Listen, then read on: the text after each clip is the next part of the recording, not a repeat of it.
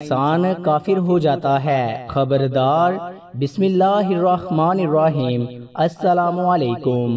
قرآن مقدس اللہ تعالیٰ کی عظیم کتاب ہے۔ یہ برکت والی کتاب ہے۔ اس کی آیتیں مومنوں کے لیے شفا ہیں۔ اس کے ایک ایک حرف میں 10 نیکیاں اللہ نے مقرر فرمائی ہیں۔ قرآن مقدس دنیا و آخرت کی پریشانیوں کا علاج ہے۔ قرآن مقدس رحمتوں کا خزانہ ہے، لیکن اس عظیم رحمت والے خزانے سے مالا مال ہونا ہو تو پہلے سچے دل سے بسم اللہ الرحمن الرحیم پڑھو، پھر اس خزانے کو کھولو اور زیادہ سے زیادہ اللہ کی رحمتوں کو حاصل کرو۔ جب قرآن مقدس جیسی عظیم کتاب بغیر بسم اللہ الرحمن الرحیم کے نہیں کھلتی تو دوسرے جائز کام کی برکتیں بغیر بسم اللہ الرحمن الرحیم کے کیسے حاصل ہو سکتی ہیں؟ حضرت عثمان بن عفان رضی اللہ تعالی عنہ نے رسول اللہ صلی اللہ علیہ وآلہ وسلم سے بسم اللہ کی نسبت سوال کیا۔ آپ نے فرمایا، یہ اللہ تعالیٰ کا نام ہے۔ اللہ تعالیٰ کے بڑے ناموں اور اس میں اس قدر نزدیکی ہے جیسے آنکھ کی سیاہی اور سفیدی میں۔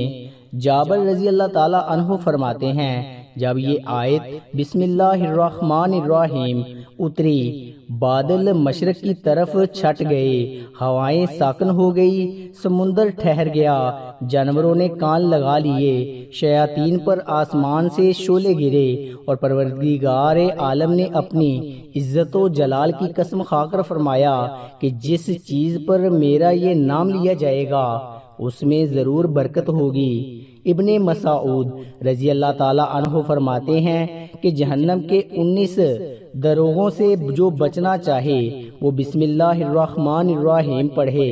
اس کے بھی 19 حروف ہیں، ہر حرف ہر فرشتے سے بچاؤ بن جائے گا۔ اسے ابن عطیہ نے بیان کیا، لیکن کچھ ایسی جگہیں جہاں پر بسم اللہ الرحمن الرحیم پڑھنا حرام ہے، جائز ہی نہیں ہے۔ ہر انسان جہاں چاہتا ہے پڑھ لیتا ہے۔ کچھ لوگوں کی ایسی عادت بن جاتی ہے کہ وہ ہر کام کرنے سے پہلے ایک دم بسم اللہ الرحمن الرحیم پڑھ لیتے ہیں، تو کچھ ایسی بھی جگہ ہیں جہاں پہ بسم اللہ ہمیں نہیں پڑھنا ہے۔ جہاں پر بسم اللہ انسان اگر پڑھے گا تو وہ گناہ گار ہوگا۔ بسم اللہ کا پڑھنا ایسی جگہوں پر، ایسے مقامات پر جائز ہی نہیں ہے۔ اب آپ یہ سمجھ لیجئے کہ کون سی مقامات پر بسم اللہ پڑھنا چاہیے، کن مقامات پر بسم اللہ نہیں پڑھنا چاہیے۔ ناظرین، آپ نے سنا ہوگا کہ ہر کام شروع کرنے سے پہلے بسم اللہ الرحمن الرحیم پڑھنا چاہیے، کیونکہ بسم اللہ الرحمن الرحیم کا معنی ہے کہ اللہ کے نام سے شروع، جو بڑا مہربان نہایت ہی رحم والا ہے۔ یعنی ہر کام جو شروع کر رہے ہیں وہ اللہ کے نام سے شروع کر رہے ہیں، تاکہ اللہ تعالی ہمارے اس کام میں برکت عطا فرما دے۔ اور بسم اللہ پڑھنے کے فائدے بھی بہت زیادہ ہوتے ہیں۔ اگر کوئی انسان کسی کام کو پڑھ کے کرتا ہے تو اللہ تبارک و تعالی اس کام میں برکت عطا فرماتا ہے، اور یہ سنت بھی ہے۔ حضور صلی اللہ علیہ وآلہ وسلم نے بہت سارے مقامات پر ہمیں بسم اللہ الرحمن الرحیم پڑھنے کی تاکید فرمائی ہے، اور حضور صلی اللہ علیہ وآلہ وسلم نے بسم اللہ الرحمن الرحیم پڑھنے کا حکم دیا ہے۔ اب اگر آپ کوئی بھی نیک کام شروع کر رہے ہیں، اس نیک کام شروع کرنے سے پہلے بسم اللہ الرحمن الرحیم اگر آپ پڑھ لیں گے تو آپ کی سنت بھی ادا ہو جائے گی، اور اس پہ آپ کو ثواب بھی ملے گا، اور اس کی برکتیں بھی آپ کو ملیں گی۔ اگر آپ نے کسی نیک کام شروع کرنے سے پہلے بسم اللہ پڑھ لیا تو پھر انشاءاللہ اس میں آپ کا نقصان نہیں ہوگا۔ اللہ تعالیٰ خود آپ کا حامی و مددگار اور ناصر بن جائے گا، کیونکہ آپ نے اپنے اس کام کو اللہ تعالیٰ کے نام سے شروع کیا ہے کہ ہمارا کام تھا کرنا، اور بندہ کیا کرتا ہے اور جو اس کے بس میں ہوتا ہے بندہ تو اسباب اختیار کرتا ہے اور بندہ کر بھی کیا سکتا ہے، بندے کے ذمے صرف اسباب کا اختیار کرنا ہے کہ آپ کسی کام کو کرنے سے پہلے سبب اختیار کریں کہ ہمیں یہ کام کرنا ہے، باقی آپ اللہ تعالیٰ کے سپرد کر دیں، آپ اپنے کام کو کریں، باقی جو اب آپ کا کام ہے وہ اللہ تبارک تعالیٰ کے سپرد کر دیں۔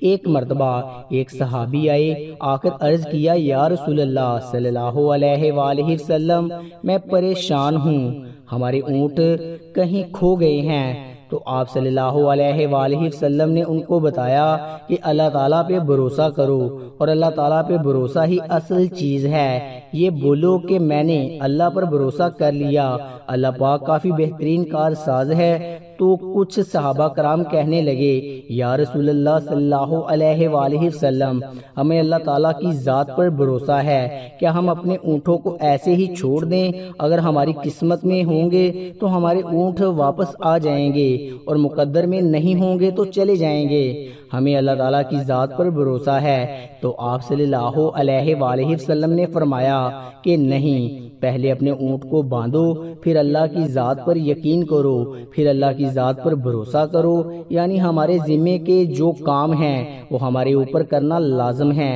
اسباب کا انکار کرنے والا جاہل ہوتا ہے، اسباب کا انسان انکار نہیں کر سکتا کہ نہیں ہم تو ہاتھ پہ ہاتھ رکھ کے بیٹھ جائیں گے، اب اللہ کھلائے کیونکہ وہ رازق ہے، وہ ہمیں کھلائے، لیکن آپ اپنی محنت کیجئے، آپ اسباب اختیار کیجئے، پھر اللہ کی ذات پر چھوڑ دو۔ آپ پہلے جاؤ مزدوری پر، آپ کام پہ جاؤ، آپ کاروبار کرو، پھر اللہ کی ذات پر چھوڑ دو کہ اے پروردگار رے عالم، اب ہمارا جو کام تھا ہم نے کر لیا، آگے تیری رضا ہے اور تیری رحمت کے ہم امیدوار ہیں۔ صرف ہمارے کمانے سے رزق تھوڑی ملتا ہے، آپ نے کمایا بس کما کے لے آئے، اس کے علاوہ آپ غور کیجئے کہ دانے کو زمین سے نکالا کس نے، اس کے بعد پھر آپ اس کو گیہوں کی شکل میں، پھر وہ آٹے کی شکل میں بنا، پھر وہ روٹی بنتی ہے۔ ہم سمجھ رہے ہیں کہ یہ ہماری محنت سے ہو رہا ہے، ہم نے روٹی بنائی، روٹی بنا کے وہ گوشت یا سالن یا سبزی ہمارے سامنے آئی، اس کے بعد ہم نے جیسے اس کو بسم اللہ الرحمن الرحیم پڑھ کر کھایا تو ہمارے حلق پر ایک فرشتہ بیٹھا ہوا ہے، وہ فرشتہ اب اللہ سے اجازت مانگ رہا ہے۔ حلق میں ہماری دو نالیاں ہوتی ہیں، ایک نالی ہوتی ہے جو سانس ہوتی ہے، ایک نالی وہ ہوتی ہے جسے رزق اندر جاتا ہے، کھانا اندر جاتا ہے، تو یہ دو نالی بالکل برابر ہوتی ہے اور دونوں کا ایک ہی چھید ہوتا ہے، لیکن پھر وہ اندر جا کر الگ ہو جاتی ہیں۔ اب آپ یہ سوچ کر دیکھیں کہ فرشتہ یہاں بیٹھ کر اللہ تعالیٰ سے پوچھتا ہے ہمارے ہر لقمے پہ کہ مولا اس لقمے کو زندگی کا سبب بناؤں یا موت کا باعث بنا دوں۔ اب اللہ تعالیٰ کی اگر مرضی ہوتی ہے تو وہ لقمہ زندگی کا سبب بن جاتا ہے، اور اگر اللہ تعالیٰ کی مرضی نہیں ہوتی تو وہ لقمہ موت بھی بن جاتا ہے، یعنی ہر لقمہ بجائے خوراک والی نالی میں جانے کے اگر وہ سانس کی نالی میں چلا جائے تو پھر انسان ختم ہو جائے گا۔ تو آپ دیکھیں ہم نے اتنے سارے کام کیے، لیکن فرشتہ یہاں پر بیٹھا ہوا ہے کہ اس نوالے کو، اس لقمے کو کہاں لے جانا ہے، تو یہ آپ نے اسباب اختیار کیے، یعنی اس کو اسباب اختیار کرنے کہتا ہے۔ اللہ تبارک و تعالیٰ پر چھوڑ دیا تو نیک کام ہم شروع کر رہے ہیں، کھانا کھا رہے ہیں تو ہمیں بسم اللہ پڑھنے کی تاکید کی گئی ہے، لیکن بہت سارے لوگ ایسے ہوتے ہیں کچھ حرام کام کرتے ہوئے، جیسے مثال کے طور پر اگر کوئی انسان جوا کھیل رہا ہے تو اس میں بسم اللہ پڑھنا حرام ہے کہ اللہ کے نام سے شروع۔ اللہ نے کب کہا تھا کہ آپ جوا کھیلو؟ جا کر اللہ نے کب کہا تھا کہ آپ شراب بیچو؟ جا کر اللہ نے کب کہا تھا کہ آپ جھوٹ فریب مکر کرو؟ جا کر اللہ نے تو کہا ہی نہیں۔ ایک شخص نے بڑی عالی شان منزل بنوائی اور اس پر لکھا ھذا من فضل ربی، اور شیطان نیچے بیٹھا رو رہا ہے، تو لوگوں نے پوچھا تو کیوں رو رہا ہے؟ تو اس نے کہا دیکھو میں نے اسے جھوٹ بلوایا، فراڈ کروایا، ہم نے اس کی بلڈنگ فراڈ کر کے بنوا دی، اور یہ لکھ رہا ہے ھذا من فضل ربی، یہ میرے رب کا فضل ہے۔ اللہ نے کہاں کہا تھا کہ جھوٹ بول کے کمانا؟ اللہ نے کہا تھا کہ ڈھونگ کرنا۔ اللہ نے کہا تھا کہ فراڈ کرنا، تو مقصد صرف یہ ہے کہ شیطان تو ہر طرح سے انسان کو بہکاتا ہے، تو اس لیے حرام کاموں سے پہلے ہمیں بسم اللہ ہرگز نہیں پڑھنا ہے۔ ہمیں ہر نیک کام کرنے سے پہلے بسم اللہ الرحمن الرحیم پڑھنا چاہیے۔ ہمیں احتیاط رکھنا چاہیے کہ جب ہم باتھ روم کے اندر داخل ہو چکے ہوں، نہانے سے قبل بسم اللہ نہ پڑھیں، باتھ روم میں جانے سے پہلے بسم اللہ الرحمن الرحیم پڑھیں، اور باتھ روم کے نکلنے کے بعد جب کپڑے پہنے تو پھر بسم اللہ الرحمن الرحیم پڑھیں۔ اور کوئی انسان کاروبار کرتا ہے، اب اس نے جھوٹ بولا اور پھر اس کے بعد پیسے لیتے وقت بسم اللہ الرحمن الرحیم پڑھا، تو ایسی جگہوں پر جہاں پر حرام کام کوئی بندہ کرتا ہے تو وہاں بسم اللہ الرحمن الرحیم نہیں پڑھنا چاہیے، کیونکہ اللہ تبارک و تعالیٰ نے آپ کو دنیا میں چھوٹ دے رکھی ہے کہ جیسا کرو گے ویسا بھرو گے۔ اللہ سب کو دیکھ رہا ہے کہ کون کیا کر رہا ہے، تو جو کچھ ہم کر رہے ہیں صحیح یا غلط، اس کے بعد پھر لوگ کہتے ہیں کہ یہ تو اللہ کی مرضی ہے، لیکن یاد رکھنا یہ اللہ کی مرضی نہیں، اللہ کی اجازت ہے۔ اللہ نے آپ کو اجازت دی ہوئی ہے، بس اللہ نے چھوٹ دی ہوئی ہے کہ کر لو دنیا میں جیسا کرنا ہو۔